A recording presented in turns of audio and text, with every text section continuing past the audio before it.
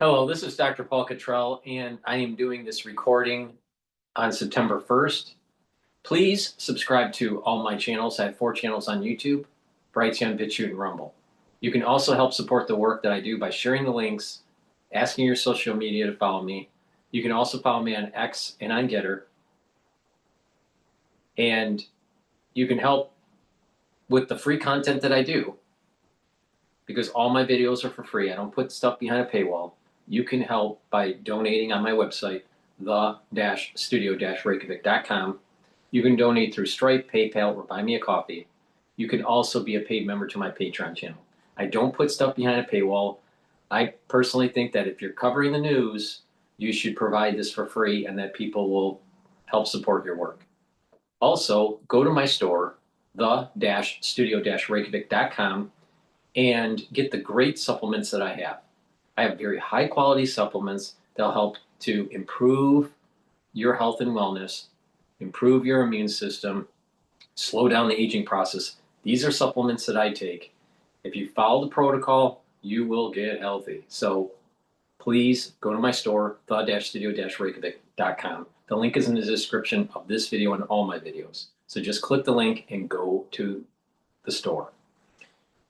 I'm going to cover some of the breaking news, and then I'm going to do another video after this that will go into a new perspective that I have about foreign policy that I think is kind of unique, that you probably have not heard before.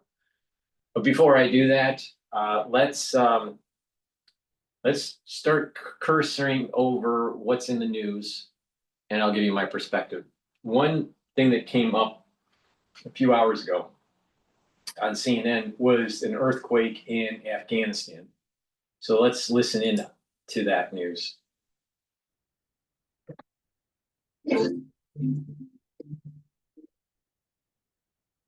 Welcome to Conga Composer, the dynamic document generation software that allows you to create any business. Essentially a similar situation again now, where the Afghan medical services are being rewind. Full earthquake hit Afghanistan Sunday, killing more than 800 people and injuring more than 1,000. That's according to the Afghan Interior Ministry. The 6.0 magnitude quake hit the country's mountainous eastern region near the Pakistan border. Rescue workers were deployed to the hardest hit areas, but they are struggling to reach remote communities as landslides and destroyed roads hamper their progress. CNN's Nick Robertson is joining us now from London with what more we know on this, what sounds like an absolutely devastating quake, Nick. Yeah, the reports we're just getting are coming from the Afghan government spokesman, the Islamic Emirate of Afghanistan, the spokesman saying that now they believe more than 800 people have been killed. They're estimating about 2,000 people injured. These are, I think we should stress, preliminary figures that may go up, may be corrected perhaps down, but most likely up as the government gets more information. It is, as you say, remote areas. Some of them are village areas, some of them are up essentially dirt tracks. So very, in the best of times, hard to get there and hard to ascertain the information.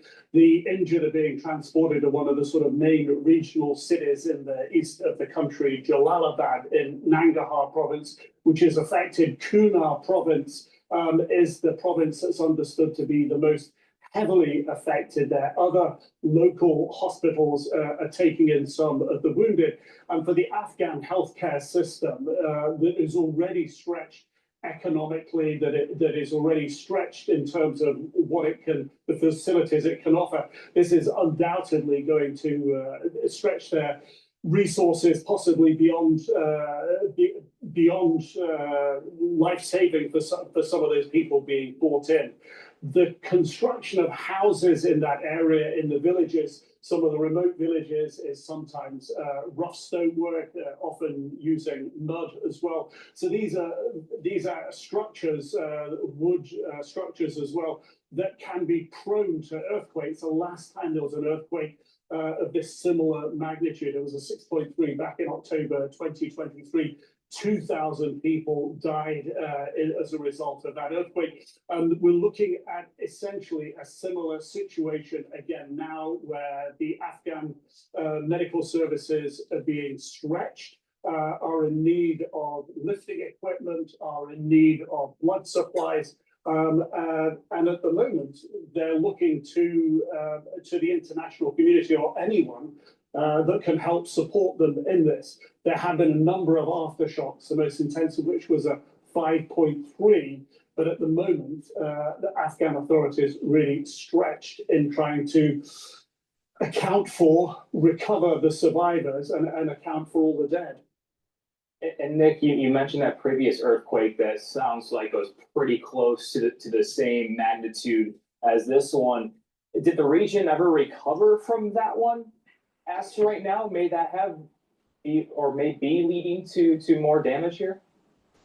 It's likely that most of the structures that were damaged back in 2023 were either not used again or reconstructed.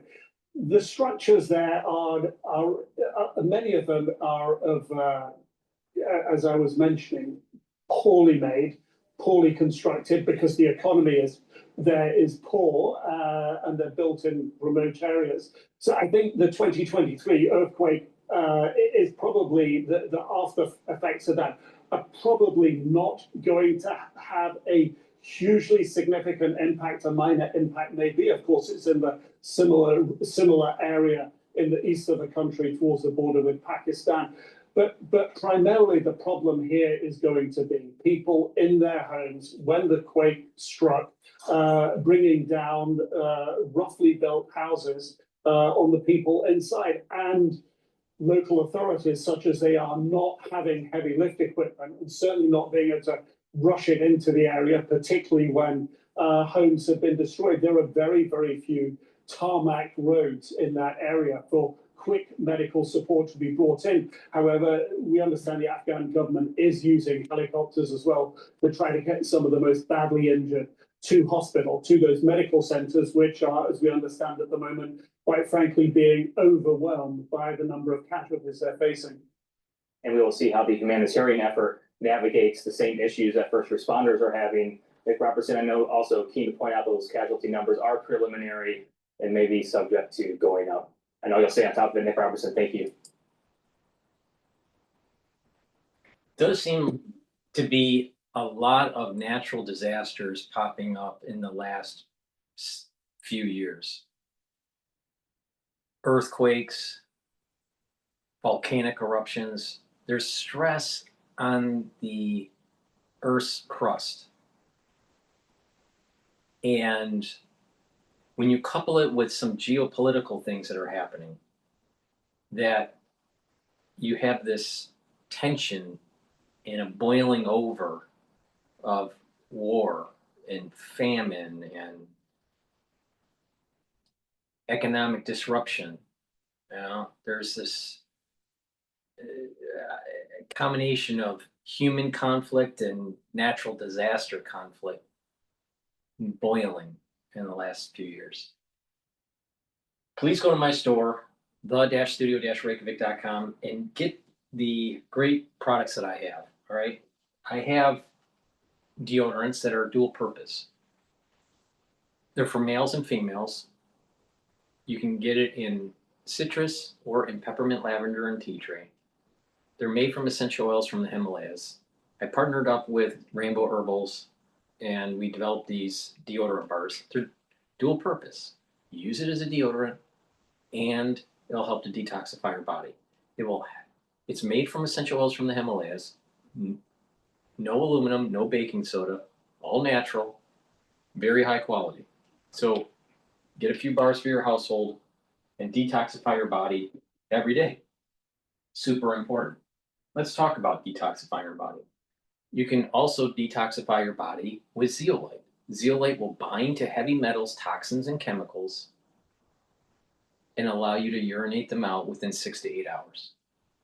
Detoxifying your body on a regular basis is really important to improve your immune system and your endocrine system and to get your body in homeostasis. Zeolite, if you take 3 small drops underneath your tongue and drink filtered water.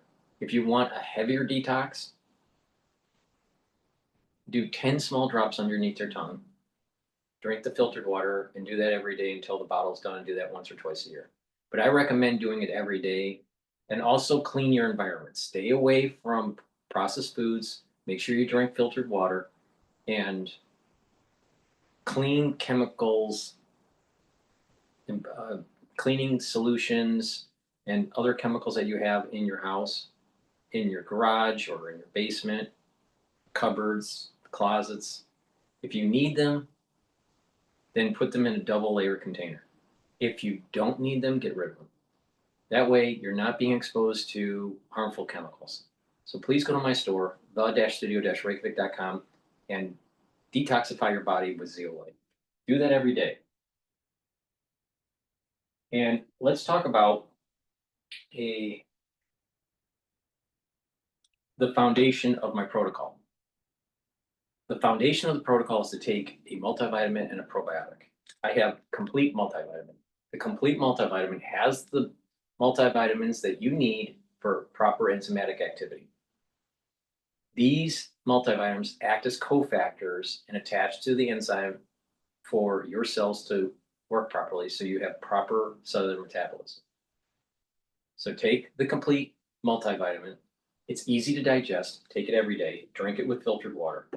And the other part of the foundation is the MB40 probiotic. This probiotic will help you to improve your gut biome, improve your immune system,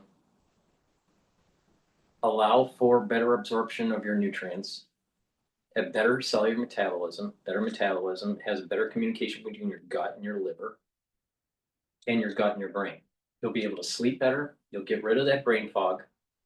And with good sleep, you're slowing down the aging process. You'll also notice that your skin is better. So please go to my store, the-studio-reykjavik.com, and get the MB40 probiotic and the complete multivitamin. Stack them together as the foundation, and we'll build off of that stack to slow down the aging process and to increase your longevity.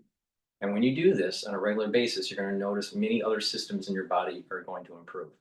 So please go to my store, use discount 5, you get $5 off any order. If you spend $100 or more, you get a free gift until supplies last.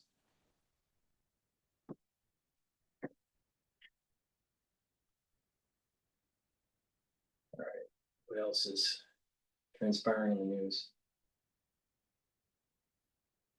Let's listen in to the Spectator about the UK. Again,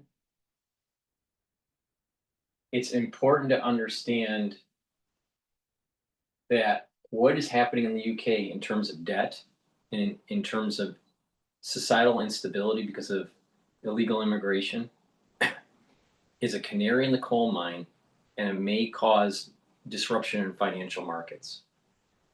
There is a debt overhang in the UK, and they are having problems to unravel the quantitative easing that they've had for many years. That unraveling of quantitative easing is called quantitative tightening.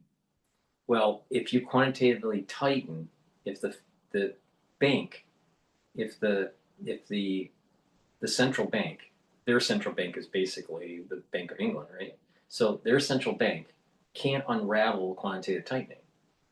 Well, many central banks are having this problem, including the Federal Reserve. So in the United States. So you have the Bank of England that wants to do quantitative tightening, but can't because they'll increase the bond yields, and therefore the revolving debt when the government issues bonds will be at a higher rate. They can't afford it.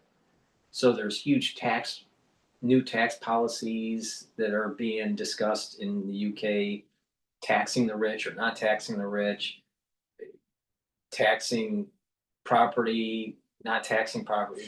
They are having a lot of problems, and it could create some sort of systemic risk in financial markets, especially in the bond market. So it's important to pay attention to what is happening in England. Now, on top of the inability to do quantitative tightening because of the economic turmoil that is happening in Britain, there's a high probability that they'll try to continue and escalate the war in Ukraine to prevent this quantitative tightening. If Ukraine and Russia end up having peace, then there's a high probability that the French and the British will start pushing for conflict in the Balkans.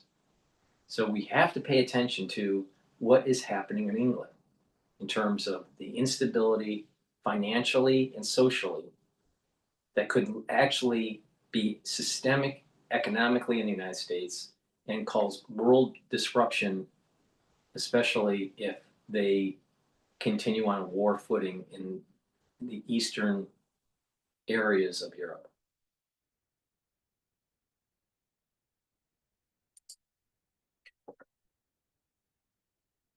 I have never known, in all my time of covering politics, a regime so quickly appear to lose its way and its own MPs talk relatively openly about whether or not the Prime Minister should be replaced. And for that to happen after a year is absolutely staggering. And if he gets that wrong, then May could be a disaster, the budget could be a disaster, and we might have potentially leadership contest in both Labour and the Conservative parties next year. Hello and welcome to Spectator TV. I'm Michael Simmons and today I'm joined by Tim Shipman and James Kirkup. Now, today is transfer deadline day in the Premier League, but also in Westminster. We've had Darren Jones to the Cabinet Office, James Murray to the Treasury, and Alexander Isak to Liverpool. Now, Tim, is this going to be the reset that Stormer clearly needs? Well, as a Liverpool fan, I'm rather more interested in the last part of that equation. And changes in number 10 do have a slight whiff as we're in relaunch about 8 of this government after a year and a bit. It feels a bit more like the Championship than the Premier League here. But in order to not torture this analogy any further, look, we all knew there were changes coming in number 10. As I've written before, a lot of people have been in Keir Starmer's ear saying, you know, your government isn't working, and part of the problem is what's going on at the centre. So people like Tony Blair and Gordon Brown and other experienced folk have been saying, you need to change things. What we know about Starmer is that he doesn't really sort of have a sense of how. He's not, you know, while he's run a big organisation before, he's never, you know, been at the top of government. He seemed not really to understand from the time he took over how it actually works. And that has really tied his hands. And, you know, his most able aide, Morgan McSweeney, did not spend the time before the general election planning how to run a government and how to drive things through Whitehall. And he's been learning on the job as well. And what we've got here is an interesting, you know, we've got a Blairite retread in Tim Allen coming back to do communications. James Lyons, experienced journalist and experienced comms guy who handled the NHS during COVID. So he's been in the eye of the storm before. He's moving on. And, you know, there's been a fun fight over who's really running policy. Vidya Alexson now seems to be in charge of that, who's one of Starmer's closer aides. Stuart Ingham, who a lot of people I've been talking to thought, you know, was not really that well suited to running policy in Downing Street, has been kind of usurped in that sense. But he's been now given a job as sort of senior counsellor to the Prime Minister. He's Starmer's longest serving aide, and Starmer clearly couldn't bring himself to sack him. So he's instead moved him sideways into, you know, an undefined post where he could continue to be influential, or he could continue just to be sort of a pointless person in the building. We've all seen these changes before, sort of sideways promotions and all the rest of it. You know, Liz Lloyd, who's supposed to be in charge of delivery, has been moved sideways as well. It's, you know, the proof will be in the pudding. Is any of this going to work? Helen McNamara, the former Deputy Cabinet Secretary, did a report saying we need a new Prime Minister's department.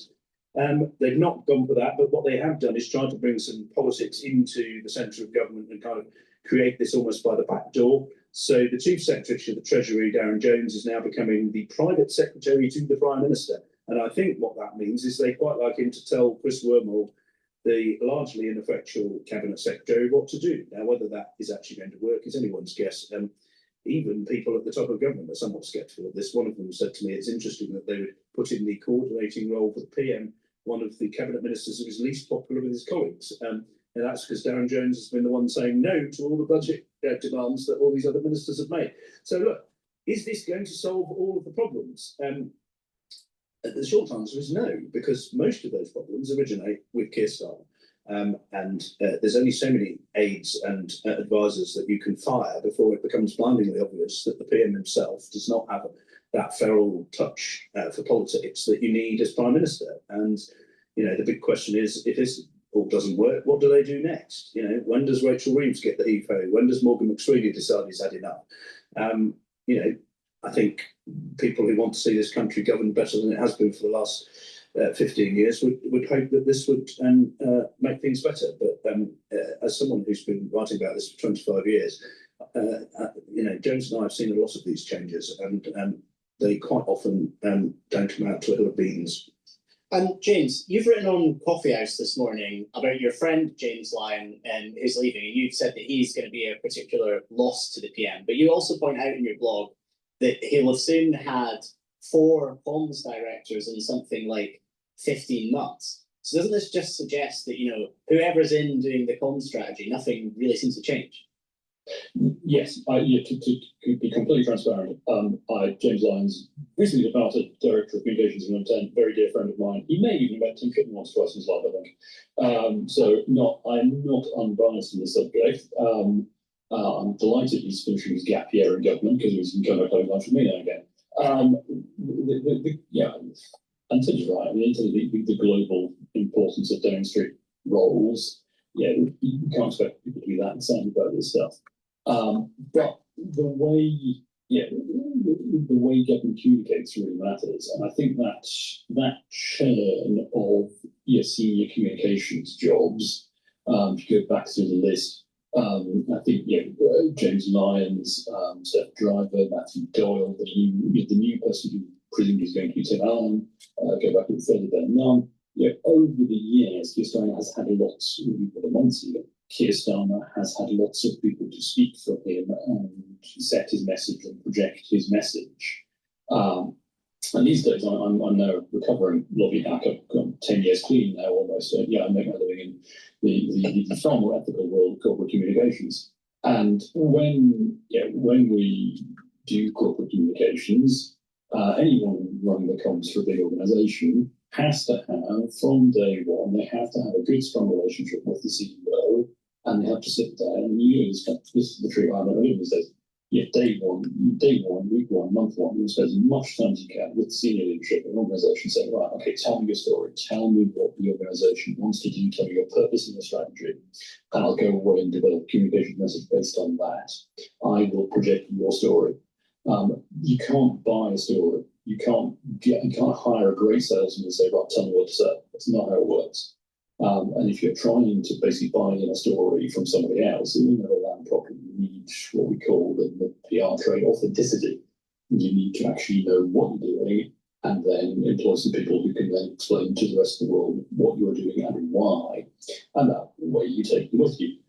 So whoever ends up becoming the current Prime Minister's communications chief, I think it's probably the official title now on the Prime Minister's current communications chief. Whoever ends up in that role, I think is going to, they may have an uphill job trying to sit down with Keir Starmer and say, right, just tell me in simple words, what are you going to do? What are you going to do? What are you going to do? And then I'll go and project that message. So that is the challenge that's coming. Good luck to whoever comes after James Lyons. And Tim, is this the end of transfer deadline day, or is this the start of a wider government bloodbath? I suspect, look, on the one hand, this looks like a lot of sort of chopping and changing because there's a lot of pressure on the government. They're feeling the pinch from reform. Reform hit 35% in one of the opinion polls in the last few days. It's the reform conference next week. Farage has largely bossed the summer in terms of news, providing news for people paying attention to politics. So they're concerned. They wanted to get this sorted. All the talk of a sort of wider ministerial reshuffle, that seems to be on ice for a little while. But that's potentially pending at some point. They'll try and bring through some of the younger talent, weed out a few of the ministers who are not performing, get people round pegs into round holes. This is all about delivery ultimately. But, it doesn't really kind of make that much difference if the policy is wrong. And, we look around what's happening today, there's a lot of excitement about in Westminster about this. MPs will constantly be wondering when they're going to find out if they get a red box or not. So that's still to come. But you've got an autumn that comes with, you've got a conference coming up at which Starmer has got to try and project some of that story that James has just been talking about in a good way. You're then going to have a budget, which is going to be absolutely crucial moment. Because does Rachel Reeves continue on the path that she's been on, which doesn't appear to be working, and the markets seem to be growing more sceptical, not less, even today. So this doesn't seem to have reassured them that the government's going to be able to deliver growth any better than it was yesterday. And then you're going up to the May elections next year, which could change the entire trajectory of British politics if it goes as badly for Labour and the Tories as we think it might. I doubt it's the last reset, the last change that we see. And as James rightly points out, communicating who and what Keir Starmer is something that Keir Starmer has to play a role in, and he has to do some serious thinking about it between now and his conference speech. Because if he gets that wrong, I think the narrative that he doesn't really know what he's there to try and do will increase. And I've covered a lot of governments, different regimes, different parties, and we've all seen these moments, these desperate relaunches, these attempts to reset the narrative to show that you're fresh and you've still got some life in you. They normally happen well into a parliament or well into a government, 6-7 years in. This is happening after 1 year of Keir Starmer. And I have never known, in all my time of covering politics, a regime so quickly appear to lose its way and its own MPs talk relatively openly about whether or not the Prime Minister should be replaced. And for that to happen after a year is absolutely staggering, to be honest. So I suspect he's got a big opportunity in October. And another kind of interesting perspective here is that the more political disruption or tumult that's happening in England and in France will buy time for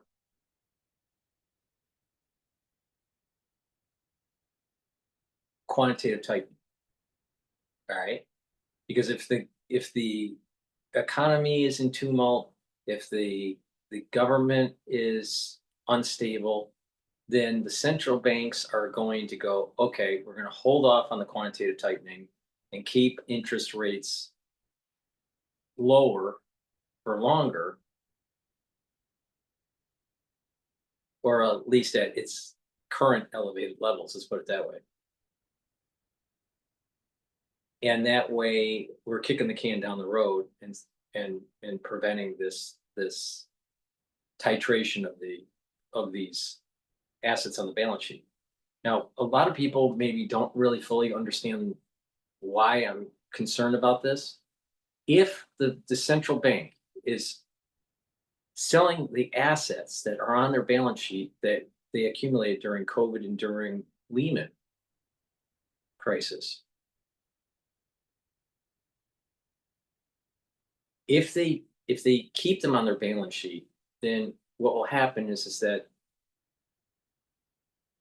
there is too much stimulus in the economy. There's too much money in the economy sloshing around. So equity prices go up, bond vigilantes start to bid up the bonds, that bid up the yields of the bond. And what happens is that governments have to do rollover of their debt, and they're issuing debt, new debt, and rollover debt at higher interest rates. So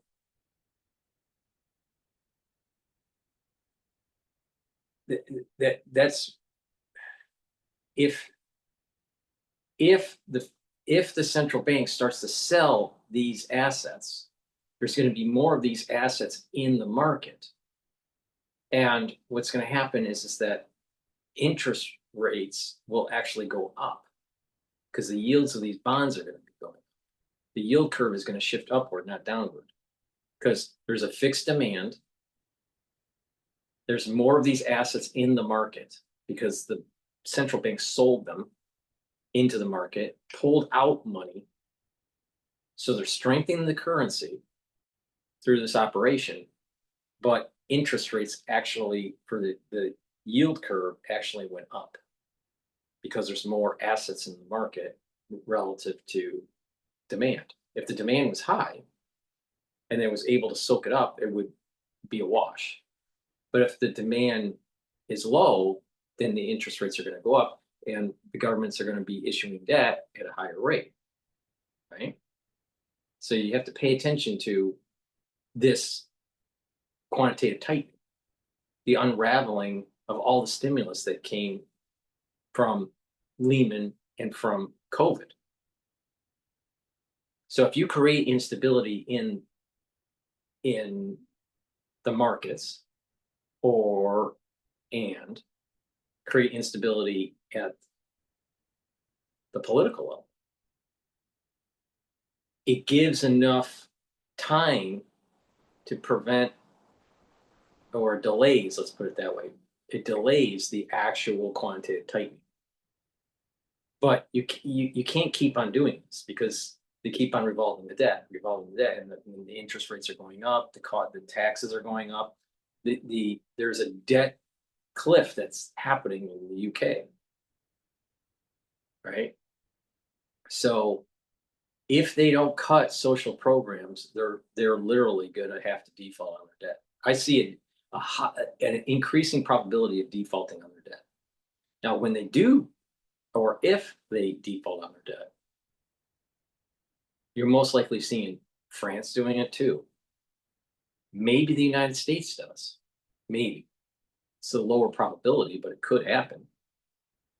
But if France and the UK default on their debt, it's going to affect the bond markets and expectation of inflation in the Western powers.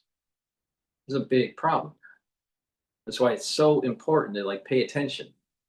But if you create instability in the market, it's going to prevent the Federal Reserve or the central banks to want to unravel their quantitative tightening. Unravel that balance sheet. The way I should say this is unravel their balance sheet through quantitative tightening. All right. So if there's tumult, it delays that process. And so it's almost as if it's run by incompetent people, but it's run by incompetent people on purpose to prevent the quantitative tightening.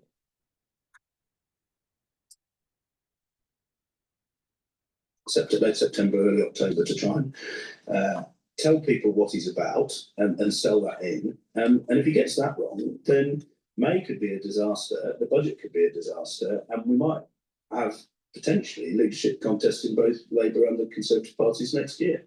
We're obviously focusing a lot on cons here, but in the run up to conference that you mentioned, and also the budget that's been suggested maybe on or around the 12th of November, are we going to see a change in policy direction at all? Or is this just about clarifying the message, getting the message across? Well, all the sort of floated briefings that we've seen from Treasury World over the summer, where they often will pump out ideas to see which ones are viewed as the most disastrous or the least disastrous, have been about various forms of tax rises.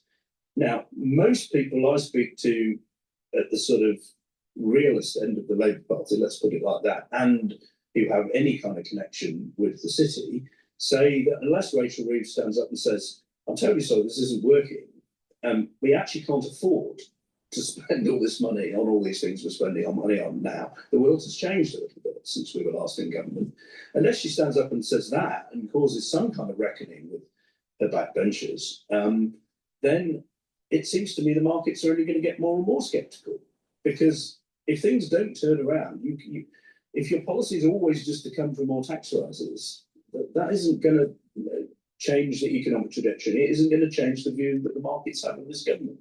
And James, just to finish us off on that point about markets, regular listeners and readers of The Spectator know that you and I are a bit obsessed with the gilt yields, and the 10-year this morning is now something like 50 basis points separated from America's. The 30-year is way out of the sort of G7 range as well. And we're sort of quick in the lobby anyway to suggest that a lot of this is, just down to the market saying we don't like this reshuffle. It's not given us confidence. But is there more going on internationally? Yeah, we mustn't ignore the fact that there is some stuff going on in the US, which is seriously undermining investor confidence in US economic policy, the Fed, US economic statistics, which is long-term negative treasuries, and there's still a loose tie between treasuries and gilts.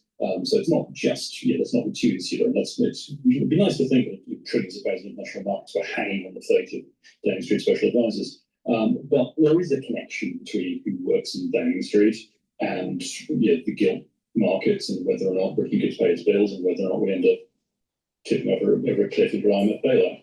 And the connection is that, as Tim says, unless this government can put together an economic strategy, an economic message, and sell it at the budget, which ultimately the Labour Party can get behind, then this government will not command market confidence. And I think the connection, Tim mentioned Liz Lloyd, where it was Blair involved in the welfare reform vote in summer. Now that was a huge moment in the history of this government. The fact that the Labour Party, the PLP, wasn't prepared to countenance what were probably pretty modest cuts in welfare spending in a rising welfare bill. Yeah, they weren't even cuts. It was just, let's go up a bit slower. Exactly. Yes. Modest slowing welfare bill, which is for structural reasons, which painted into this corner because the markets demand, some sort of fiscal consolidation to make sure that we go on getting the borrowing we need to stay afloat. So we kind of box in where all that's left is tax cuts. You go through the things you use for tax cuts, tax rises. All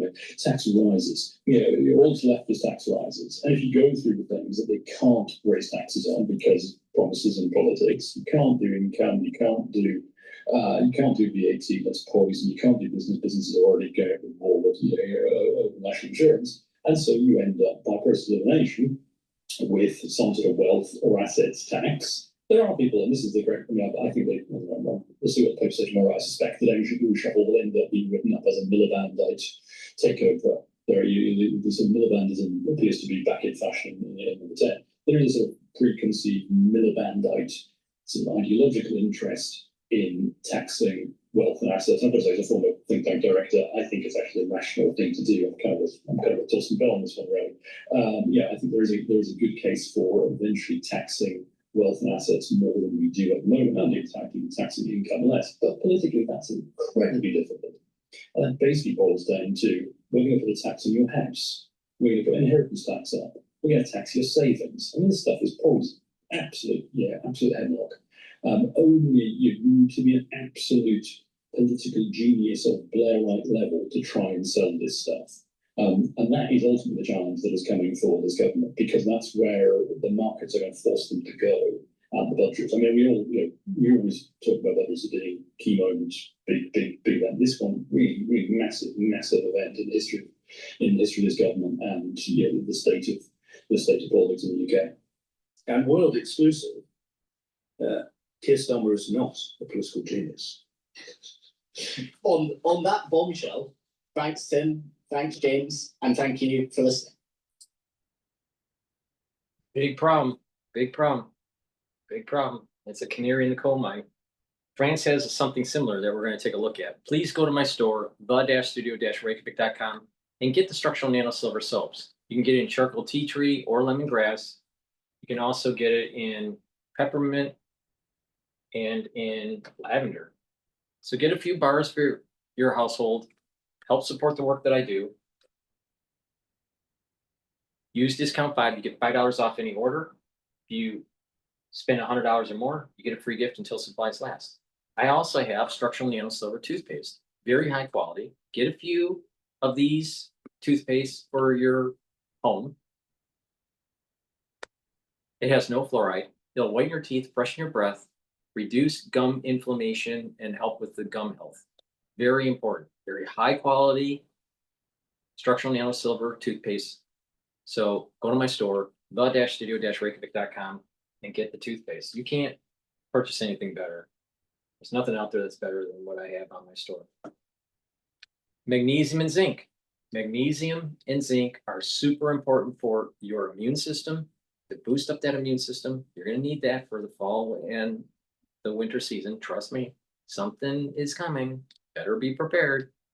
And magnesium and zinc, that just helps with the immune system, but the magnesium helps with your brain function. And you're going to notice within 5 years, many people in your circle, especially if you're 40 years of age or older, within 5 years, many people that you know will start having cognitive decline and motor coordination issues, maybe even Parkinsonian tremors. Neurological problems are going to be more prevalent in 5 years. So you better start paying attention, better start protecting your neurons, boosting up that health of cognitive function and neural health. If you listen to what I have to say, I'm telling you how to mitigate the issues. So please go to my store, the-studio-reykjavik.com. All right, let's listen in on Macron's struggles. This is Times Rating.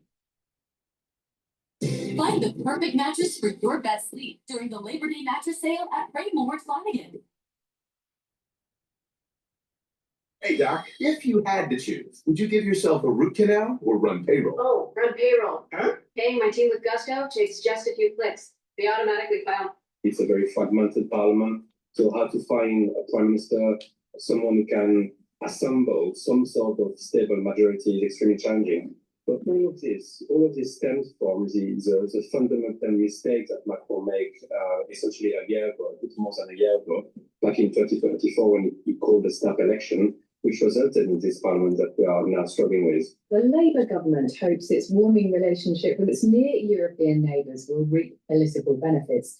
It has high hopes that the one-in, one-out migrant agreement with France will start to pay dividends, and there are signs of a food deal with the EU that could lower the price of cheese and fine wine. But political chaos over the Channel is putting that at risk, with the French government set to collapse in just 7 days in a vote of no confidence that the current administration is highly unlikely to win. Well, Francois Joseph Chichan is a former French diplomat and political consultant at Flint Global and joins us to decipher what's going on. Good morning. Good morning.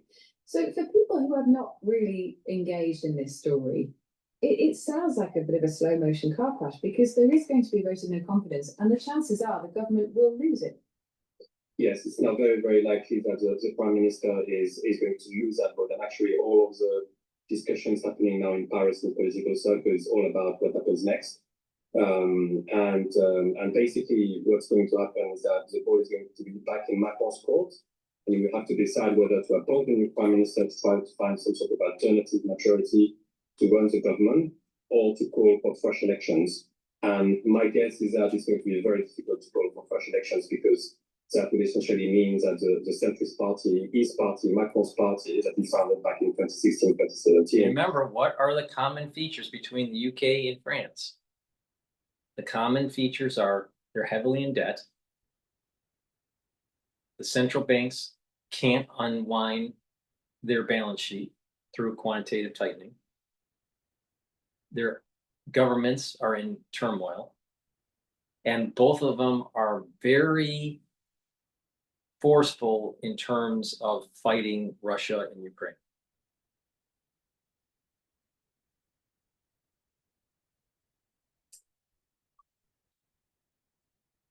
Is going to lose even more ground. So I think the president is going to try to find a new prime minister. It's very important for him because the prime minister in France is in charge of delivering the president's domestic agenda, and first and foremost the budget. And the situation in France in terms of debt, public deficit, is extremely serious, and so there is a need for a stable government to try to deliver some solutions on that front. But in the current setup of the current parliament, it's going to be extremely challenging. So what is the likely outcome here? Because, I mean, that sounds, finding a new prime minister doesn't sound like an easy thing to do quickly. No, exactly. It might take. In Carl Place, New York, just minutes from Roosevelt Field Mall, is a one-of-a-kind showroom specializing in furniture for babies. No, exactly. It might take some time, and actually Macron is known for taking a lot of time to appoint his prime minister or his government.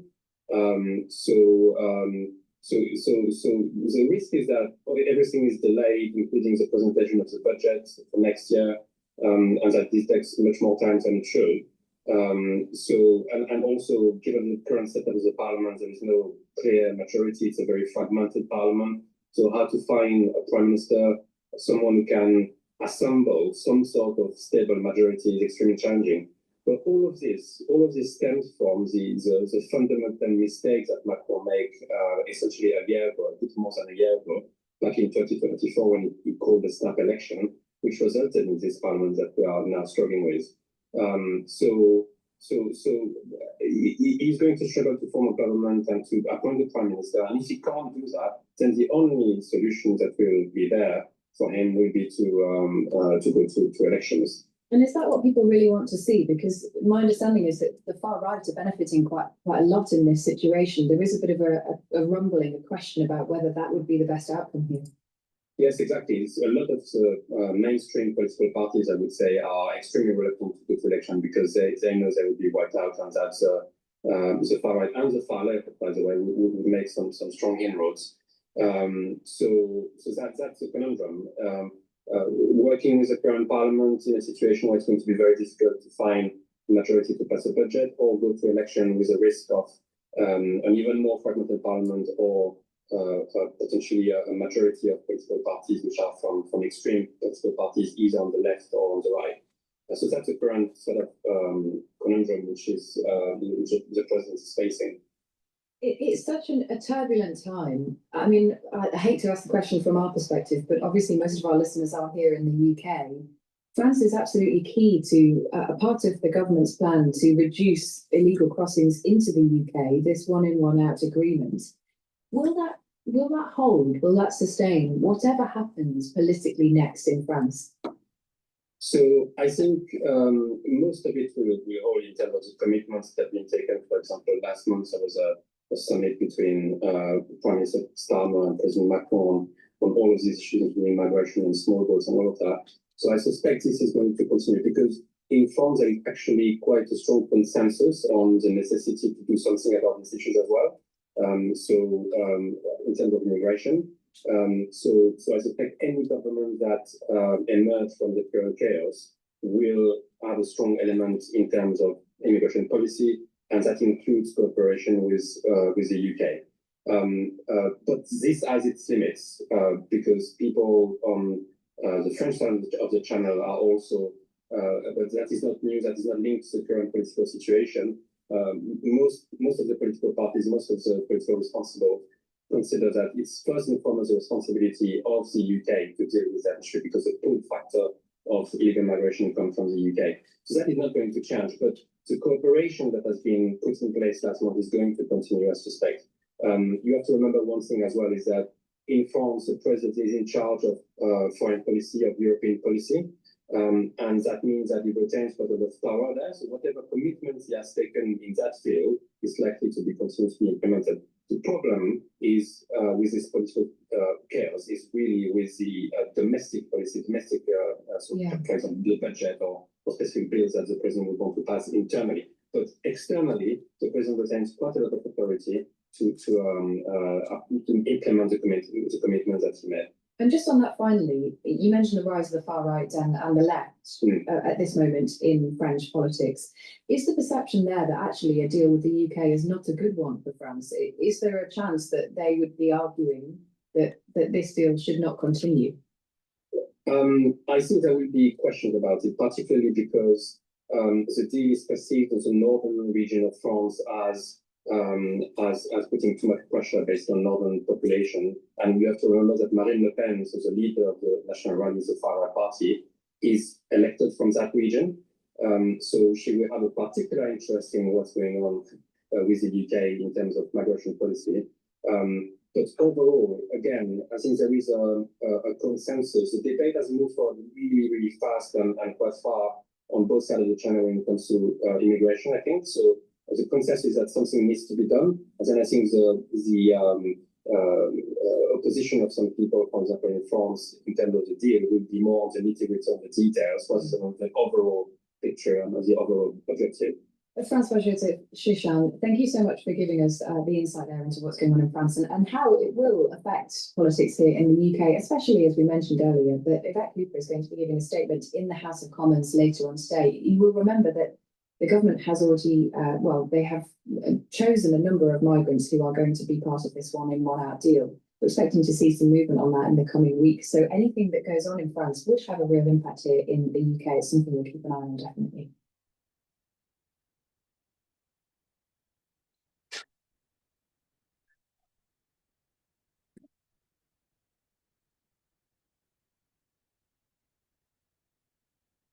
How long before I see results with that sheet? Day 3, you'll feel your energy. Day 7, your eyes will change. Day 28, you will become unrecognizable. 3 reasons to start Tai Chi. That's just an AI advertisement. Have you noticed that AI advertisements are starting to pop up all over the place? Before we go to the next video, please go to my store, the-studio-reykjavik.com, and let's take a look at some of the other great supplement stacks that I have. To help with your neural health, get NAD+. NAD+ will boost up energy levels. NAD+ helps to repair DNA damage, including your neurons. And NAD+ helps to protect neurons. Super important to take if you're 40 years of age or older. Ubiquinol. Ubiquinol is the most bioavailable form of CoQ10 that you can get. You can't get anything better than what I have in my hand here. So please go to my store, the-studio-reykjavik.com, get the ubiquinol. It'll soak up free radicals, help with the health of the mitochondria, boost up your energy levels, your ATP will increase, and ubiquinol will help to protect neurons. Stack them together. This also stacks well with C60, Clarity Factor, resveratrol. So please go to my store, the-studio-reykjavik.com, get the ubiquinol and NAD+. And also, great way to boost up your immune system. You're going to need that. Why? Because something's going to happen in February, in the fall and in the winter. So from September on to about February, you better be prepared. Boost up that immune system. You're getting warned. I'm telling you. All right. Lignans. Lignans is going to soak up free radicals. It's going to bring down inflammation. Right? And it's going to help with your immune system and your endocrine system. You stack it with turmeric. Turmeric will bring down inflammation, soak up free radicals, helps with the immune system and cardiovascular system. And ashwagandha root will help to bring down cortisol levels and bring down your blood glucose levels. Bring down that inflammation, especially at the vascular level. When you bring down inflammation, you're helping your vascular system and your immune system. Stack them together. Ashwagandha root, turmeric, and the lignans. That's a very powerful stack to help with your immune system and to help with your cardiovascular system. By bringing down inflammation at the vascular level, you're reducing plaque formation. So please go to my store and get these great stacks. Take them every day and get healthy. You can do this.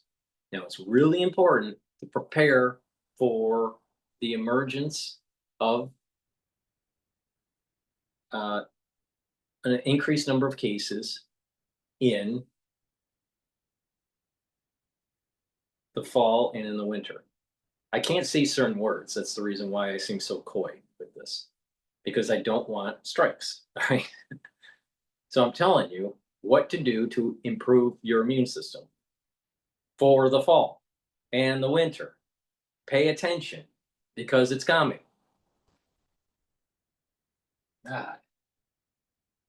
Okay, let's listen in on Sky News about Bolton, deep state Bolton. My mother and my grandmother and my great grandmother, my aunts as far back as I can remember, have always been nurses. There's something very meaningful. All eyes on Shanghai at the moment, and in previous instances, this has been referred to as the League of Authoritarian Gentlemen or a Dictators Club, but it's somewhat upended now, isn't it, when you see people like Narendra Modi attending too? What do you make of his attendance? Well, there's a lot of bad news here, very little good news.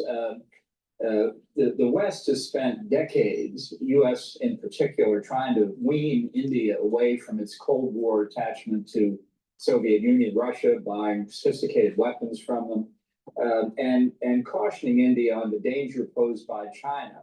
This is symbolized by what's called the Asian Security Quad: Japan, India, Australia, and the United States. A lot of effort to make India more amenable to cooperation with these countries.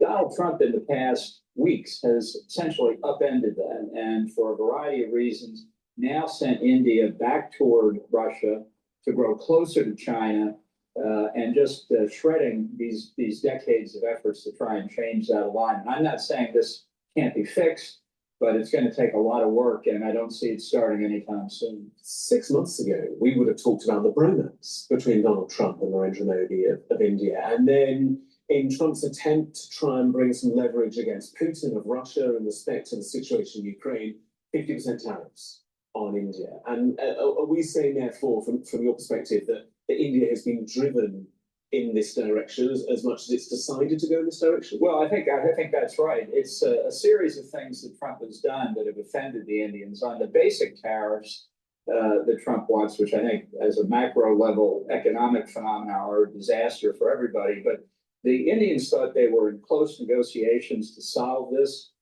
as Britain did with Trump, and Trump just dismissed it and set 25% tariffs. Then carrying through, as you mentioned, on his threat to either tariff Russia or impose secondary tariffs on countries buying Russian oil and gas, Trump whacked India with another 25%, did not tariff Russia, did not tariff China, the largest purchaser of Russian oil and gas, and then to make it worse, when the recent escalation between Pakistan and India over a terrorist attack in Kashmir occurred, it escalated, then came back down. Trump took full credit for it as one of the 6 or 7 wars that he stopped this year to deserve the Nobel Peace Prize, which has made India incandescent.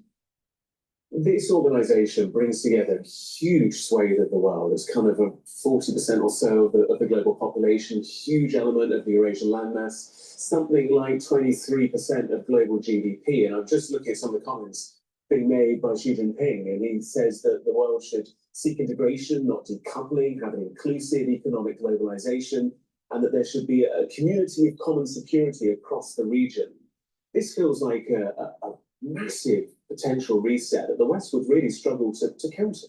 Well, this is largely a propaganda show, but it demonstrates there's a reality behind it. China's hegemonic ambitions in East and Southeast Asia, Central Asia, the former republics of the Soviet Union, again, all of which the US, Japan, Australia, many in Europe have been trying to prevent from happening. But Donald Trump's tariff policies, his unwillingness to consider even beneficial diplomatic moves in a larger strategic context have given Xi Jinping and the Chinese an opportunity. Whether they can exploit it or not remains to be seen. Where does this leave us with the situation in Ukraine and peace? Because 2 weeks ago, 15th of August, on the Friday, we're focusing on Alaska, Putin and Trump in the presidential car and the Beast driving away from their aircraft. There was all the talk of security guarantees, Steve Witkoff coming and making big declarations following. That feels like a very far cry away now. How does the US and the West respond to what it's seeing and try and bring about that goal of some degree of peace in Ukraine? Well, I think the whole thing is collapsing. I think the chances for peace in Ukraine are probably worse now than they were before the Alaska summit. Putin has gotten away literally with murder.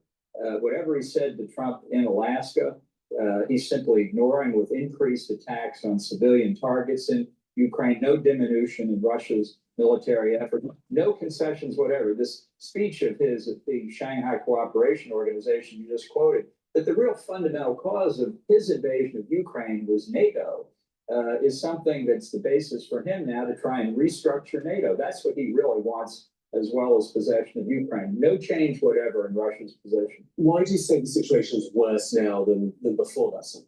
Well, I think as hard as it is to predict what Trump will do, I think he will just disengage. He's got a moral equivalence between Russia and Ukraine for who started the war and how it's conducted. I'm very much worried he will now simply back away, maybe continue to sell arms to European countries that can be transmitted to Ukraine. But in terms of any effort to help Ukraine defend itself against this unprovoked Russian aggression, I don't see it.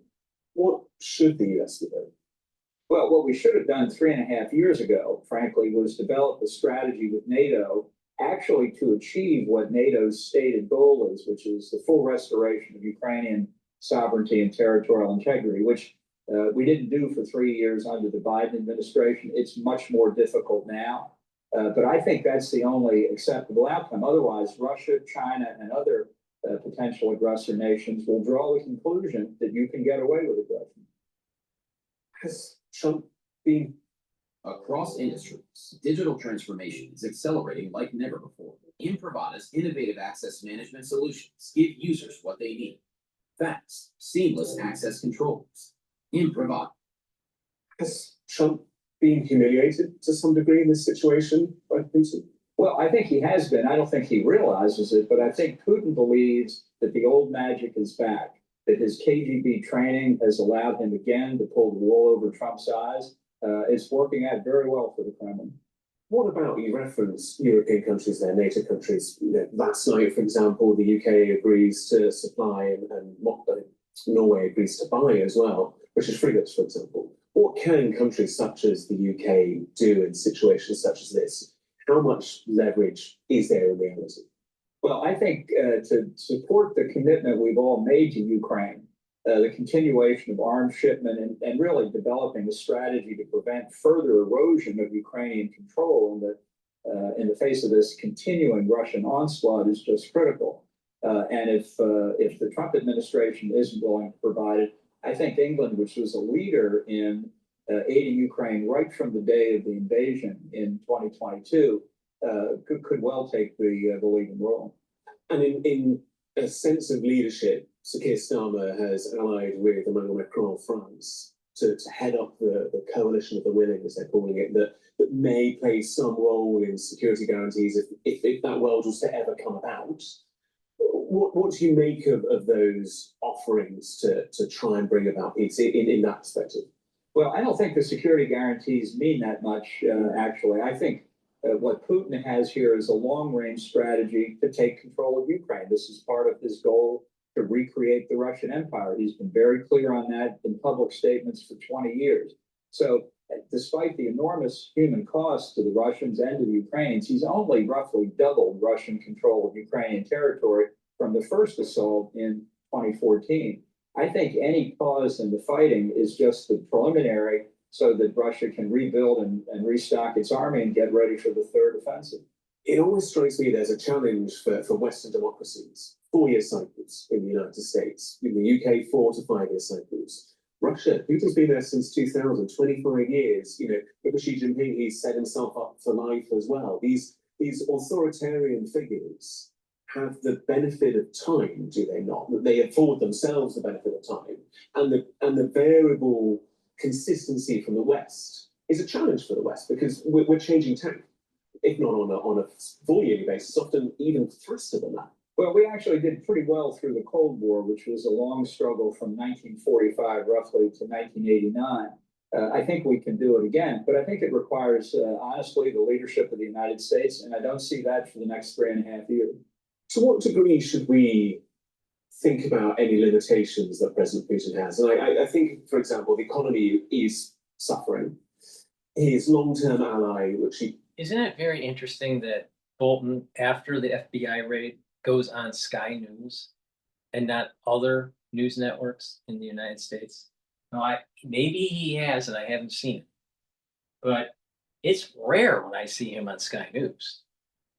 But then all of a sudden he pops up his head after the FBI raid and he's on Sky News.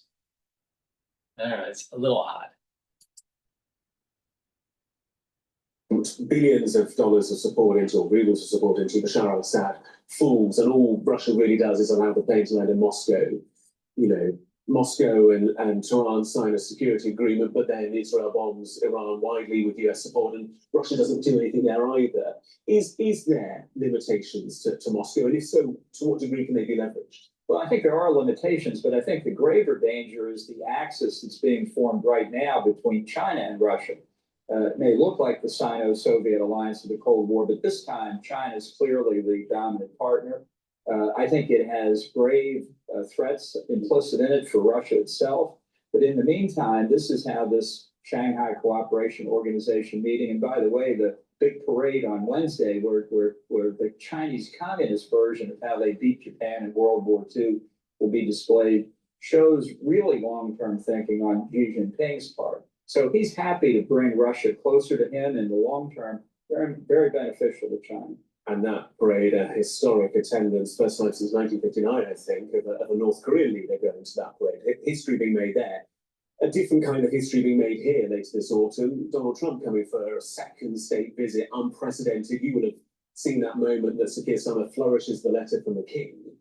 What would, if you were sat in a room with either the King or with Sir Keir, what would your advice be to dealing with Trump, having spent so much time with him one-on-one? Well, flattery is always good. Refer to the Gulf of America, formerly the Gulf of Mexico. Think of things like that. I give Starmer credit for deploying the state visit invitation when he first met with Trump. He may want to deploy it 2 or 3 more times during Trump's term. It may be an annual thing. Trump loves it when the Queen gave the state dinner in Buckingham Palace in the first Trump state visit. Really, I thought he would have stayed all night if he could have. You could see a world where it would be beneficial for, you know, it's often touted the special relationship to have the president over on an annual basis to really cement that. Well, for Donald Trump, I think other presidents would be more understanding. Fair enough, fair enough. Your own relations with the president crumbled somewhat, I think it's fair to say, since 2019, since you worked for him. What is your kind of stance there now in 2025? Well, I think many of the policies Trump is pursuing are detrimental to the country, not just internationally, but domestically as well. We just had a situation where Trump has taken the U.S. government to have a 10% stake in Intel, a major information technology company. Congress has been on its summer recess. I only saw a comment from one senator on that the decision of partial U.S. ownership of a free enterprise company. Is Bernie Sanders, the socialist independent who caucuses with Democrats from Vermont, who thought it was a great idea. This is just simply not Republican Party philosophy at work.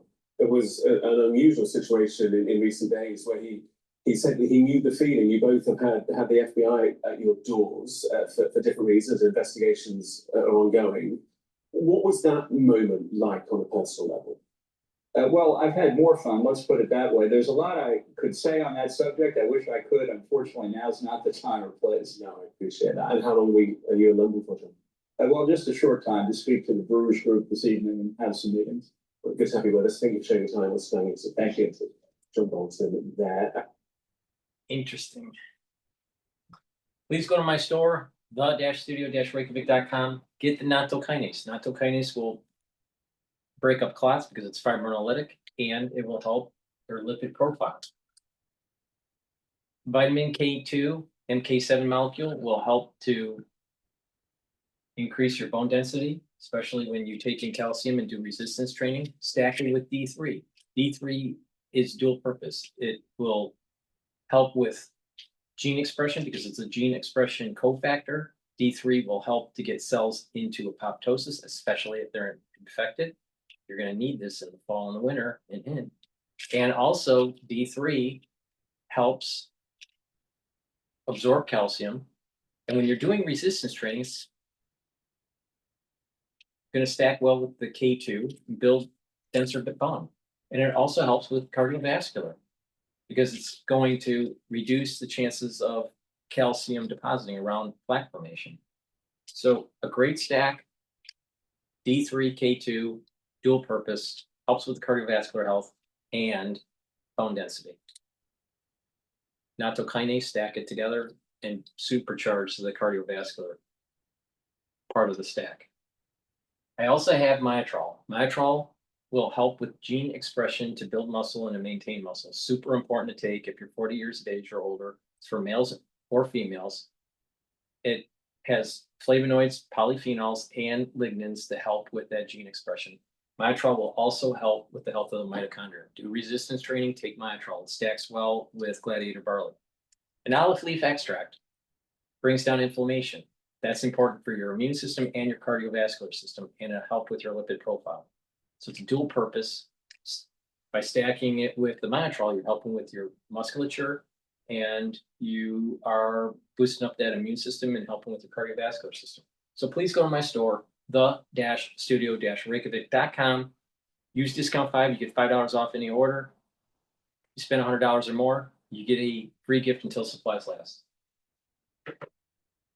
All right, let's go to a video talking about German conscription on the horizon. So remember, debt is increasing in the developed nations in Europe. The UK, France, and Germany. They're all three moving more towards a war footing against Russia. They all have problems with the debt cliff, with a doom loop, and they can't afford their bond market yields to continue to go up. We are seeing Cold War 2.0 moving into a hot war. It's probably already in a hot war.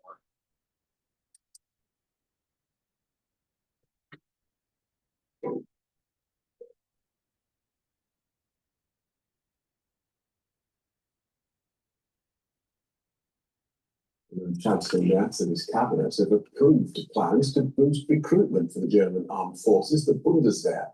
The aim is to expand the military in case of aggression from Russia. NATO estimates that Germany would need armed forces of more than 250,000 to withstand a Russian attack. Current troop numbers are well short of that. So here's what the cabinet's approved. From 2026, all 18-year-old Germans will be sent an online questionnaire asking if they're interested in joining the military. Completing the form would be compulsory for men and voluntary for women. After that, the Bundeswehr would invite suitable candidates to come forward for basic training. If the recruitment drive doesn't work, then conscription could be reintroduced for the first time since 2011. Parliament would need to approve the plan before it comes into force. The question of whether Germany could, or indeed should, force young people to potentially put themselves in harm's way has been hotly debated. Here's Defence Minister Boris Pistorius. Unlike before, each and every member of the young generation will have to think about the question, what can I and what do I want to contribute to the security of the country in which I live? Do I care? Do I want to take responsibility, and in what way? Not only do we need a well-equipped military force, we've been working on that for the past 2.5 years, we also need a fully staffed military. Only then will we have a truly credible deterrence to counter Russia. Patrick Zensberg is president of the German Armed Forces Reservist Association. He's also a former member of Parliament for the Christian Democrats. Welcome to DW. Back in 2011, when you were a member of Parliament, you were the only member of your party, the Christian Democrats, to vote against suspending compulsory military service. And you warned then that getting rid of it was a mistake. So do you now think you've been proved right? I think so, because at that time, we destroyed a lot of structures. We stopped the conscription, we stopped using all the structures, we destroyed the structures nearly, and we said we are surrounded by friends, we can just see peace on the horizon, we don't need such a huge military anymore, and we shrink the army a lot, and now we see that we need the structures back, we need the size of the military back. Yes, it was a mistake 2011 to suspend it.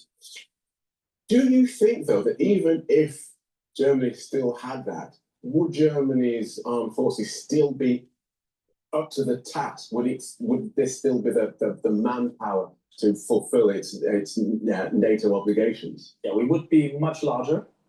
And we still benefit from the past because we have lots of reservists that go back to the old time of conscription. We have a lot of benefits because we have knowledge for a lot of people in the civil society. Yes. So we have it, and we have still the people. As reservists, we have a civil society that is resilient, more resilient than countries who never had it.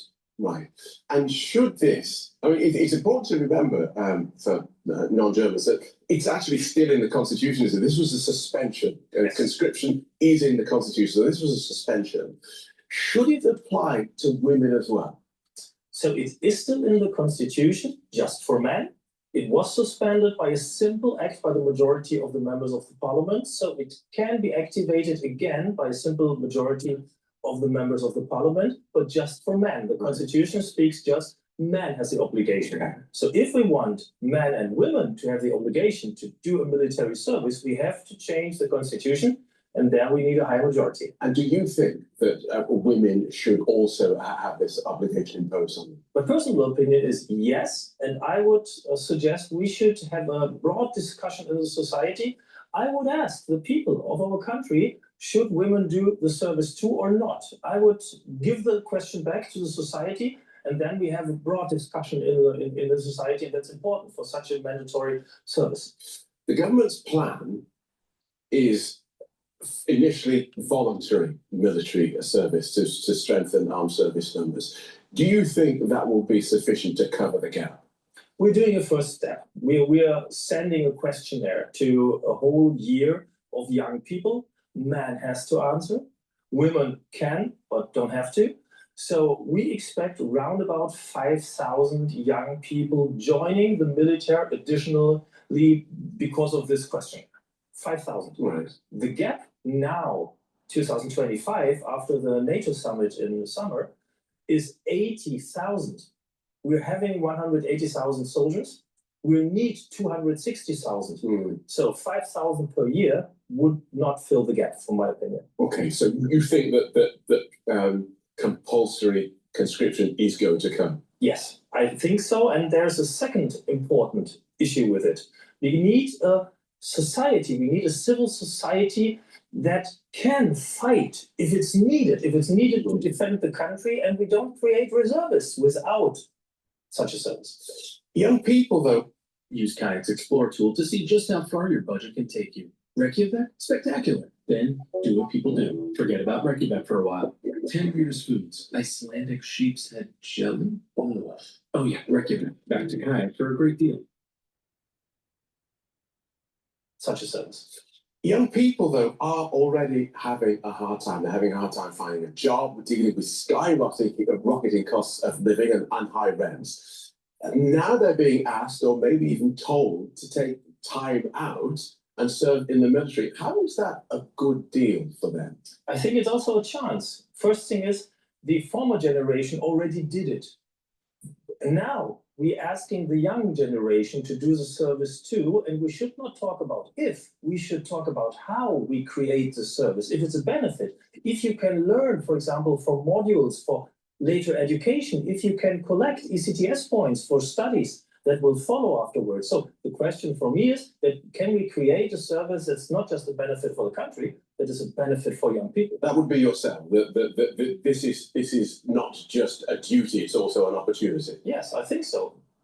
So when you, let me just press you on this. So now young people are having a hard time. In the future, young people are going to be having a hard time. The country has a failing pension system, rising health insurance contributions because of increasing numbers of older people like me, and I dare say you. It does seem like this is just another example of older generations screwing over the young.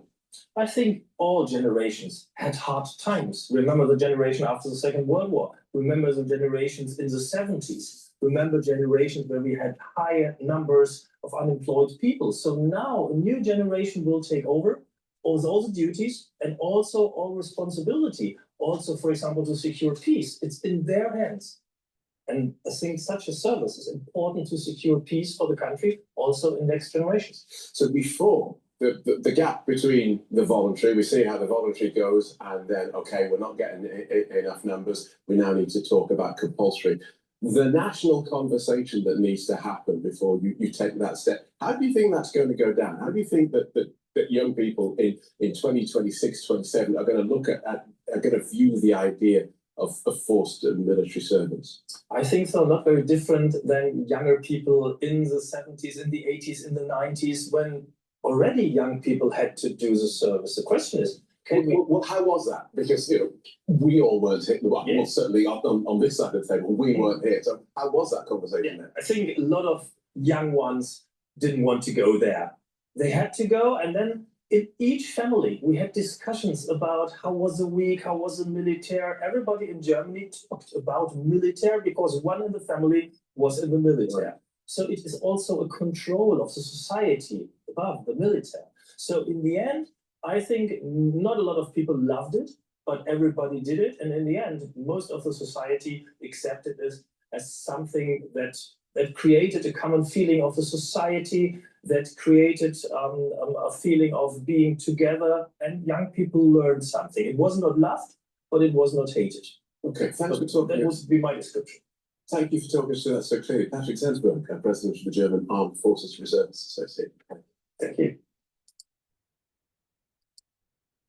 I'm going to go to Times Radio. They were talking about the health concerns of Donald Trump.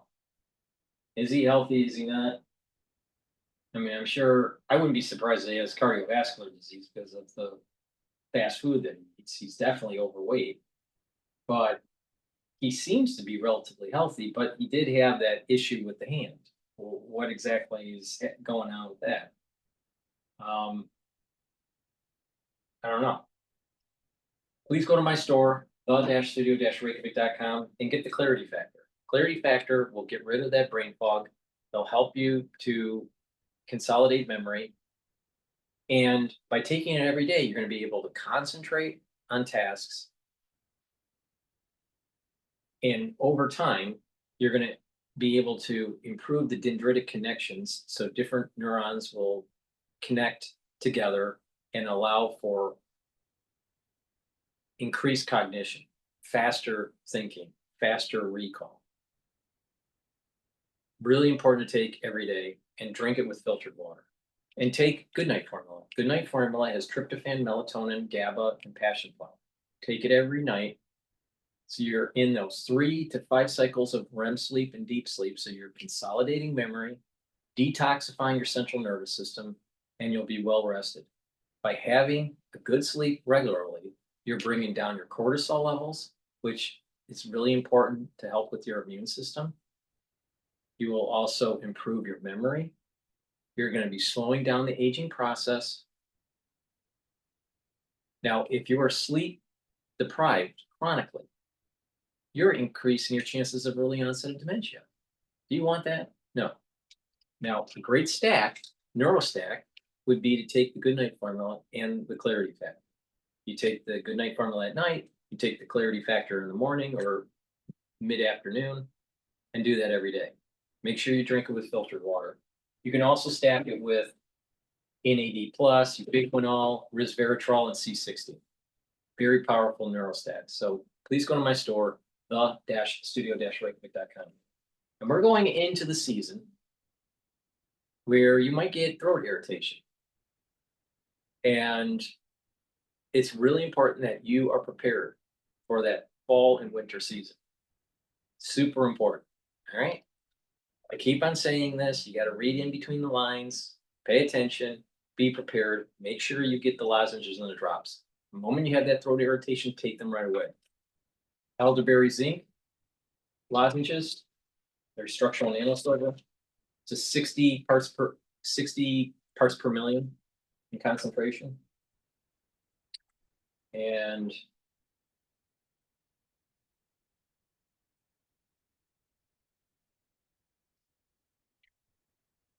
get the drops. You can get it in honey and lemon, or you can get it in cherry flavor, or in blueberry. But it's important to have a few bags at home or at work. Make sure you take them right away, right when you have that throat irritation. Because in the fall, in the winter season of this year, I think many people are going to have throat irritations. And it's really important to mitigate it right away. I can't tell you how important it is for you to pay attention to me on this. So please go to my store and get the lozenges and the drops. All right, let's listen in on Trump's health rumors. With the right partner to help make your data AI ready, you can unlock value and potential. HPE. One example of building resilience in the supply chain using this partnership was leveraging Merck's global net.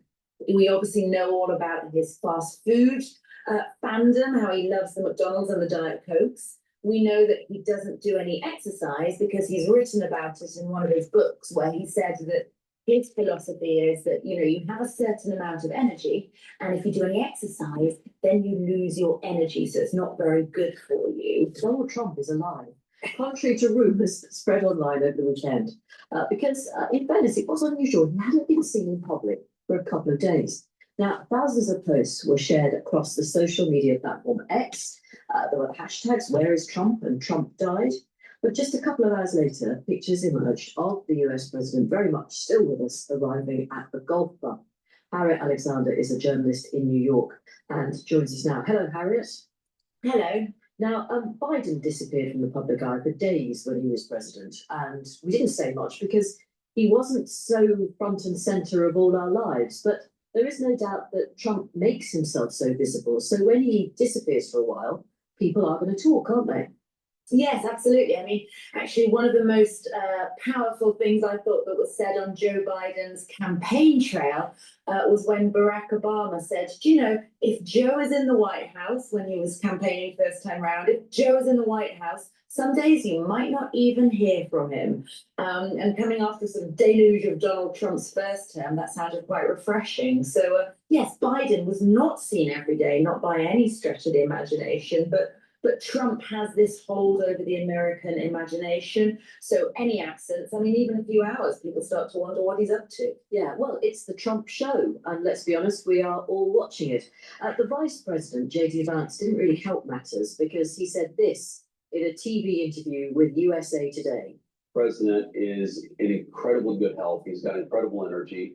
And while most of the people who work around the president of the United States are younger than he is, I think that we find that he actually is the last person who goes to sleep. He's the last person making phone calls at night. And he's the first person who wakes up and the first person making phone calls in the morning. So yes, things can always happen. Yes, terrible tragedies happen. But I feel very confident the president of the United States is in good shape, is going to serve out the remainder of his term and do great things for the American people. And if, God forbid, there's a terrible tragedy, I can't think of better on-the-job training than what I've got. Okay, J.D. Vance probably not doing a lot to ease Trump fans' fears. But it is a bit bizarre, Harriet, isn't it? When J.D. Vance says how fit the president is, but we can't, and he can't dodge the reality, which that he doesn't look fit. He's nearly 80. He's got a mysterious bruise on his hand. He's overweight. We know he has this other condition, which I know is not uncommon at all, but the one that makes his ankles swell up. Surely, not even his greatest fan can continue to say that, quotes, he looks fit. Yes, and I mean, Donald Trump, by anyone else's standards, would be, you know, on a pretty ruinous lifestyle choice. We obviously know all about his fast food fandom, how he loves the McDonald's and the Diet Cokes. We know that he doesn't do any exercise because he's written about it in one of his books where he said that his philosophy is that, you know, you have a certain amount of energy, and if you do any exercise, then you lose your energy, so it's not very good for you.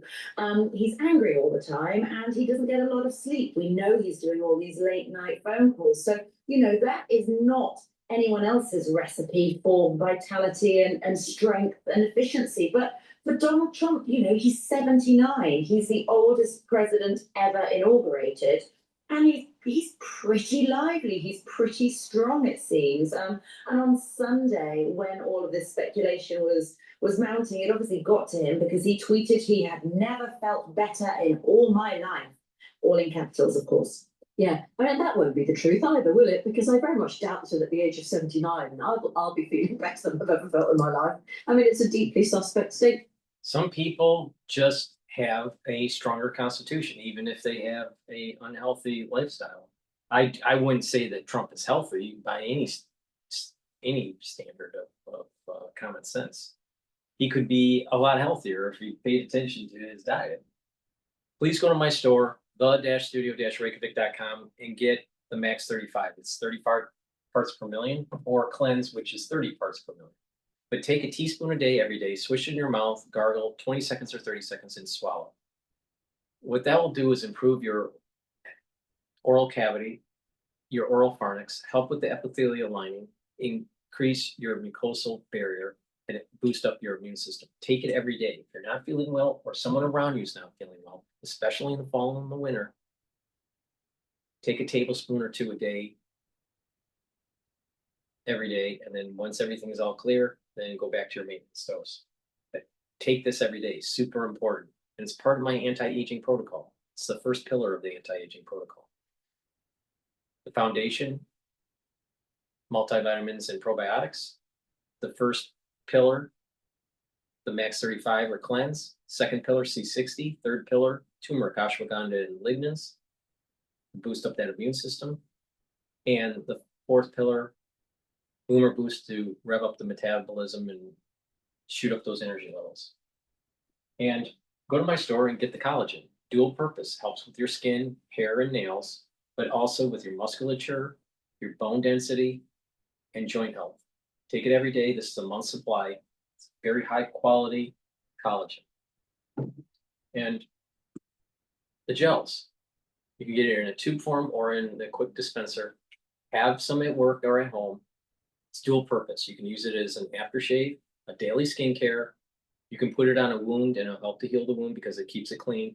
And if you're not feeling well, or someone around you is not feeling well, especially in the fall or the winter, put it on your hands, around your mouth, around your nose, around your eyes, around your ears. Lightly coat your nostrils. It'll stay active for 5.5 hours.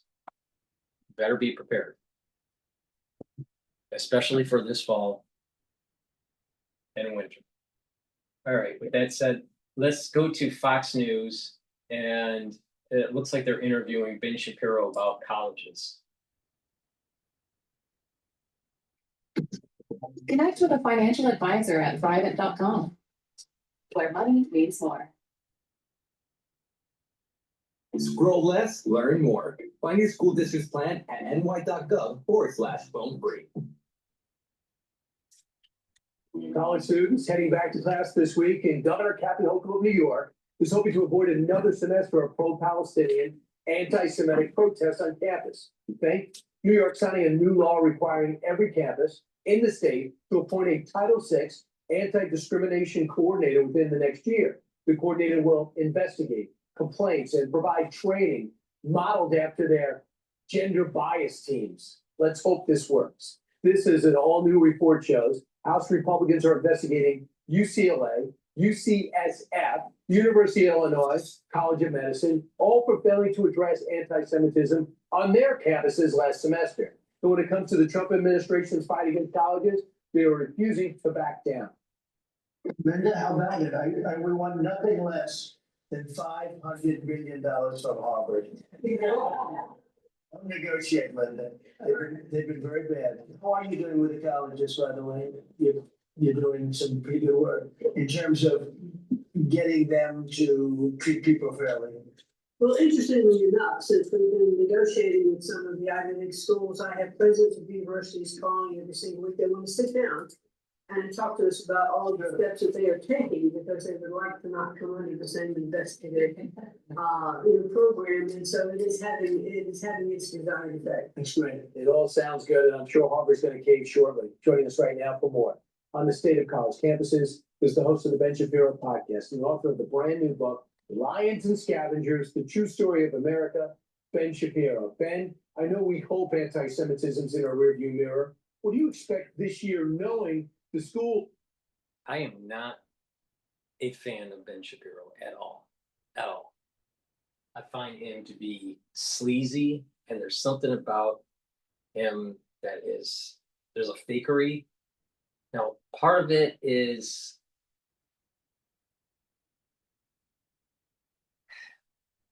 I think what it is that he's tied into this whole, he has a law degree, my understanding, and his wife is an MD. He has hubris because he's a podcaster, and he thinks he's a know-it-all, and he thinks he's some sort of intellectual,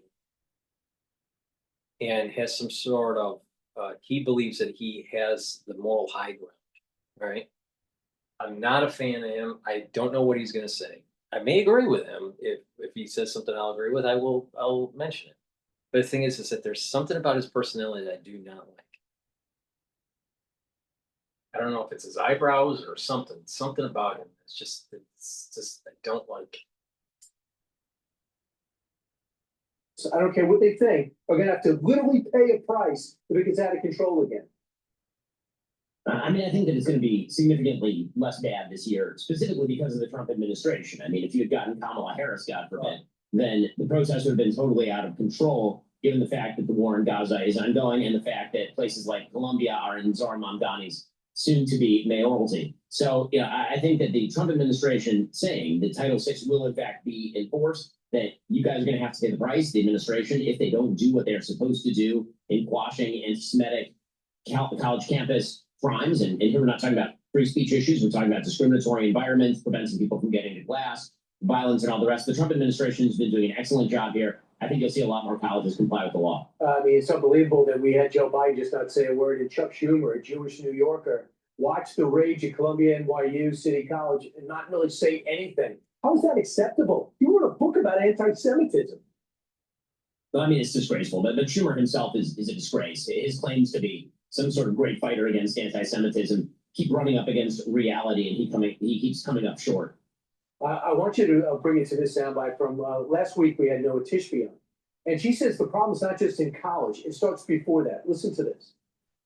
This is not starting out of nowhere in college campus. What has been going on is a severe indoctrination that is K through 12 all through our education system. We saw a lot of things that are extremely concerning. They're talking about oppressor and oppressed, putting everything through these paradigms, putting the Jews into the oppressor category, completely ignoring thousands of years of oppression against the Jewish people, completely ignoring history. So that's more concerning than the colleges, because colleges, you make a choice. You're born a lot of times into your school because it's in your neighborhood. Is this a real threat in your mind? It is, and I think that anti-Semitism in this context is merely sort of a symptom of a broader evil that you hear Noah sort of refer to in passing, which is this oppressor-oppressed matrix. The scavengers, as I call them, this sort of weird agglomeration of people, the queers for Palestine, and the third worlders against capitalism and all this kind of stuff, that all these people march together because they have decided that American society, Western society, Israel, all of these are indicative of a system that is oppressive and evil and exploitative and must be torn down to the ground. And the way you can tell if somebody is an oppressor is if they're successful. And the way that you can tell somebody is oppressed is if they are a failure. And by that logic, what you're going to get is what Franz Fanon called the wretched of the earth, this kind of giant conglomeration of people who come together just to tear things down. And that's being built up not just in the K-12 system, it's being built up on social media, it's being built up by foreign actors. I mean, it really is the great battle of our time intellectually. Yeah, I just think it's up to parents. It's no longer sneaking up on you. Find out what your kids are studying, ask to see their homework and their day work. I want to bring you to something else, and feel free to punt on this if you want.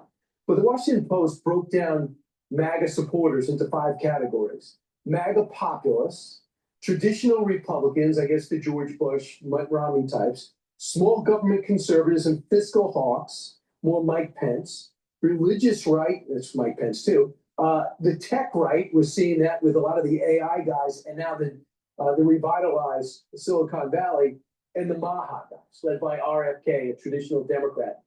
Do you think there's some validity to those categories? And if so, where do you put yourself? I do think there's some validity to those categories. I think they all have fuzzy edges. I mean, you can certainly consider yourself sort of a populist Republican who has traditional leanings in terms of actual policy. But obviously, there are wide gaps between sort of the libertarian tech bro types and the social conservatives. There are big gaps in terms of foreign policy. between some of the more populist types and some of the more traditionalist types. I will say that it's a somewhat uneasy coalition from time to time. Yes. And I think that it's unified against the left. But I do think that President Trump, being extraordinarily pragmatic, has been able to bridge all those gaps. It is going to be fascinating to see which direction the Republican Party moves in any sort of post-Trump era, because there is no Trumpism. There really is only Trump. And so a lot of those issues are still very much up for grabs. You know, like Washington, they said was the only one who could have kept everybody together. And when he left, we began breaking up with the party politics. I'm not saying that Donald Trump's George Washington, but he might be the only one to be able to keep all five together. And the next man or woman is going to have a hard time with the lasso. We'll see. But you can't win without all of them, believe me. Leslie, real quick, I love what the president's doing on culture, celebrating America's 250th, and he's starting with the Smithsonian. Stop with the political correctnness and start celebrating America. Are you comfortable with this? I mean, I think it's wonderful. I think that the Smithsonian has shown itself to be, unfortunately, a tool of left-wing agitprop on so many occasions, and actually infusing, our national institutions with a pride in America would certainly be a valuable thing. The president is smart enough and savvy enough to understand that politics and culture, you can say that politics is downstream of culture, but really it's a cycle and they feed one another, and the president understands that. Yeah, like he points out the African American Museum. Yes, slavery is terrible. We should definitely talk about segregation, but talk about how we overcame it and where we're at now. That's telling the American story, not ducking it. Ben Shapiro, congratulations on your success. Thanks so much. Thanks so much. Hey, Sean Hannity here. Hey, click here to subscribe to Fox News You. I agree with Ben Shapiro right now, but I mean, there's something about his personality I just do not like. Please go to my store, the-studio-reykjavik.com, and get the heirloom barley. This will help to detoxify your body, bring down inflammation, and soak up free radicals through superoxide dismutase. Super important to get healthy. It's a powder. It's a high-density protein. Take it every day and detoxify that body. Gladiator barley. Get all the benefits of heirloom barley in gladiator barley, but you also get one additional benefit, and that is building muscle. Stacks really well with Myotrol. You do resistance training, take gladiator barley. They'll help you to build that muscle, bring down inflammation, you'll recover quicker, and soaks up free radicals and detoxifies your body. And it'll help to control your blood glucose levels. Stacks really well with Myotrol, C60, and Boomer Boost. And let's talk about Boomer Boost. Boomer Boost is a very comprehensive compound. It's a powder. You mix it with soft foods, filtered water, a smoothie, or even with milk. But you take it every day. And it's a great way to lose weight if you want to lose weight. The way you do it to lose weight is that you use this for your meal, for breakfast or for lunch, not and, or breakfast or lunch. And you mix it with soft foods like yogurt or hummus or even applesauce. And you do that every day. And then have a balanced but restricted calorie intake for the remaining of your meals. Preferably a 2,000 calorie or slightly less, depending on what your BMI target is. You want to lose weight at approximately 2 to 3 pounds per week. All right. At the very beginning, you might lose more weight depending on your BMI, but you want roughly around 2 pounds per week. And what will happen is that you're going to have lots of energy. You won't have to worry about being tired or anything. You're going to have steady levels of energy throughout the day. And it's a great way to lose weight.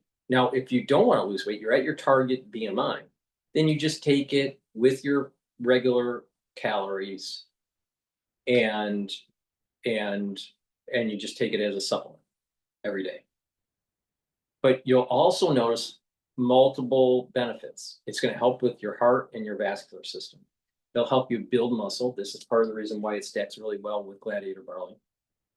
And you're going to notice that it's going to rev up your energy levels and rev up your metabolism. And your brain function is going to improve. You're going to be able to concentrate better. You're going to be sleeping better.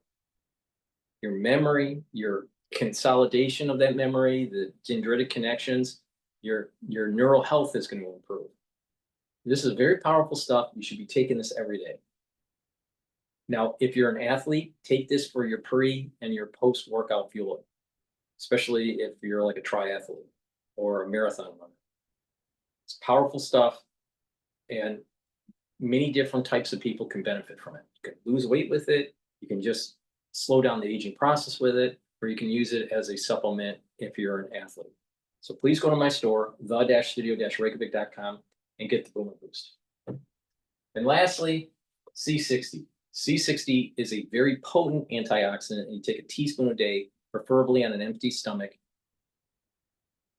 Take it every day, and you will soak up free radicals, help the health of the mitochondria. Your energy levels are going to go up. You'll have more ATP. You're reducing the stress at the cellular level and at the tissue level. So your organ systems are going to perform better. Your immune system will perform better. Your endocrine system will perform better, and even your brain function. This will help the health of the neurons, bring down stress in the neuron, help with the health of the myelin sheath, and boost up the energy levels because it's helping the health of the mitochondria. So if the neuron has more ATP and healthy mitochondria, you're going to be able to produce the neurotransmitters that you need for proper communication between neurons. So please go to my store, the-studio-reykjavik.com, and get the C60. You can get it in avocado oil, MCT coconut oil, or extra virgin olive oil. You can get it in a 2 ounce, a 4 ounce, or an 8 ounce configuration. Use discount 5, you get $5 off any order. If you spend $100 or more, you get a free gift until supplies last. Thank you for listening. Please go to my store, the-studio-reykjavik.com, and get the great supplements that I offer and help support the work that I do. Thank you for listening, and have a nice day.